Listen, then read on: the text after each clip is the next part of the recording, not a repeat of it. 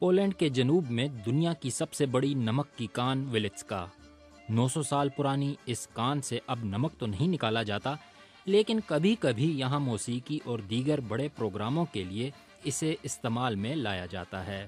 پھر روزانہ ہزاروں سیاح بھی اس کا رخ کرتے ہیں۔ اس کان سے متاثر ہو کر ایک فرانسیسی سیاح نے تو اسے اہرام مصر کے پیمانے کا ایک سیاحتی مقام قرار دیا۔ اس 200 کلومیٹر طویل غاروں کو اب عجائب گھر، لوک ورثے کی نمائش، چرچ، اعلیٰ معیار کے ریسٹورانٹ اور تقریبات کے لیے کئی ہالز میں تبدیل کر دیا گیا ہے۔ ایک دن میں یہ سب کچھ دیکھنا شاید ممکن نہیں۔ یونیسکو نے اسے عالمی ورثے کا بھی درجہ دیا ہے۔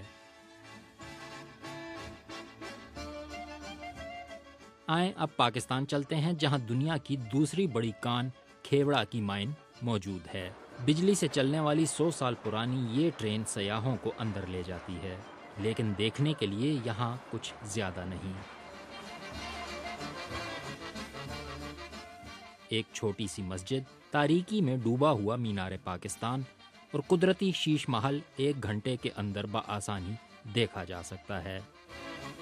کچرا پھینکنے والے تو منع نہیں ہوتے، لیکن صاف کرنے والے بھی کوئی زیادہ دلچسپی نہیں دکھاتے۔ دونوں کانوں کو دیکھنے کے بعد لگتا ہے کہ پاکستان نے اپنی کان کی وہ مارکیٹنگ نہیں کی جس کی بھرپور گنجائش ہے، لیکن سیاح پھر بھی سینکڑوں کی تعداد میں آ رہے ہیں۔